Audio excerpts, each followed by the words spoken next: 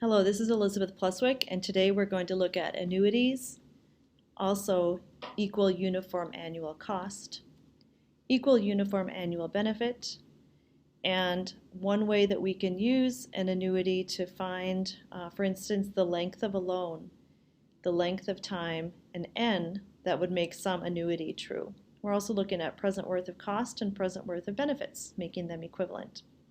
So, reminder of an annuity, designated by the letter A.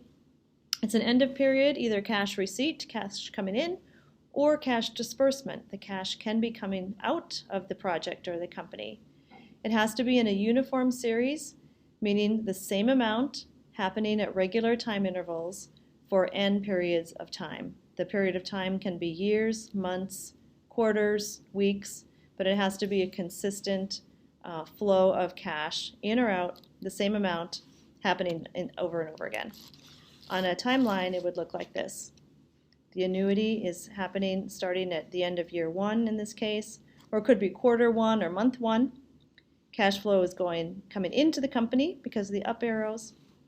And sometimes a question that might be asked is, you'll be given, you'll say, you may be asked, given this stream of cash flows and given a dollar amount, what is the future value of that series of cash flows at a certain interest rate for a certain number of periods? You might also be asked, what is the present value of these future cash flows that happen at regular intervals? What is the present value? Other times you may be asked to figure out the amount of the A, right? Figure out the dollar amount of the annuity given a certain amount of cash today, or perhaps even you're given a future value and say, what is the average cost of that? What is the average cash flow? Given a future value, what is the average if we were to spread it out over the project's life? What would that average cost or benefit be? And that's what I mean by equal uniform annual cost or equal uniform annual benefit, is when the equal uniform annual cost or benefit is an annuity of a cash flow now or a cash flow in the future, but spread out over time, what is the average? So we'll get to another example of that later, but I just wanted to mention EUAC and EUAB are really talking about an annuity. The functional notation that you'll see surrounding these types of problems looks like this. Sometimes you're asked to find the future value given an annuity, the equal annual cash flow at a certain interest rate for a certain number of periods.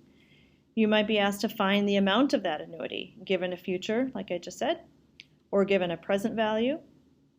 You're asked to find the amount of the average annuity, and that would be equal uniform annual cost if the cash is going out, or equal uniform annual benefit if the cash is coming into the company. You could be given that dollar amount and asked to find the present value, or given that dollar amount asked to find the future value, or the reverse, given the future value and asked to find the amount of the annuity, given the present value and asked to find the amount of the annuity. Always there'll be a consistent interest rate and a certain number of periods of time. You need to be sure that the interest rate and the n number of periods are on the same basis. If the answer required is in terms of months, you may need to translate your interest rate, make sure that it is also on a monthly basis. Okay, or quarterly, or semi-annually. Whatever the interest rate is stated in, make sure that the n is stated in that same terms. And make sure you're on the correct interest factor table, all right? Okay, let's look at an example from your resource handout. We'll look at example 15.18, which is one of the problems at the back of the handout. A person borrows $5,000 at an interest rate of 18%, and interest is compounded monthly. Monthly payments are $167.10, and the length of the loan is closest to what? Okay, so we need to figure out a strategy now to solve this problem. First of all, one of the first parts of this strategy is to figure out what the heck are you asked to find. Here we're asked to find the length of the loan is closest to what? I'm going to give you a number of months. So that is the n. Find n, right? What is the length of time that it'll take to pay off this loan? And the answer is stated in terms of months. We can also realize that the interest rate here is given as 18%, but that is actually a nominal interest rate for the whole year. Compounded monthly tells you that, since it says compounded monthly and the answer is in terms of months and the payments are in terms of months, that you've got to take that annual interest rate and turn it into an equivalent monthly interest rate. So we take our interest rate of 18%, divide it by 12 months. This is an annual rate. Divide it, we want it to be into a monthly rate, so divide by 12 months. So this is our calculator answer, 0.015, which is 1.5% effective interest rate per month. So now our interest rate is stated on monthly terms, the answers are in monthly terms, and the monthly payments, or the annuity, right, is also stated in terms of on a monthly basis. So that 167 monthly payments happening over and over again, same amount, that is the A, right? Let's draw a little timeline to look at what that problem might look like on a timeline. The A is the monthly payment, annuity, monthly payment of $167.10. And these are, in this case, we're going to say put them as down arrows because the person is borrow money, so that's a cash inflow to them. From the perspective of the person here borrowing the money, the $5,000 is cash coming into them today. So that's, I'm going to draw as an up arrow, not to scale, but an up arrow indicating a present value of the loan of $5,000 times 0. Then monthly payments will begin. Annuities, right, because it's a regular stream of payments, the same amount, $167.10, happening several times for some number of months, and that's what we're asked to find. And our relevant interest rate we figured out is 1.5% per month. And I've drawn these as down arrows because the person, the individual, is making cash payments to pay off that loan, so it's cash going out.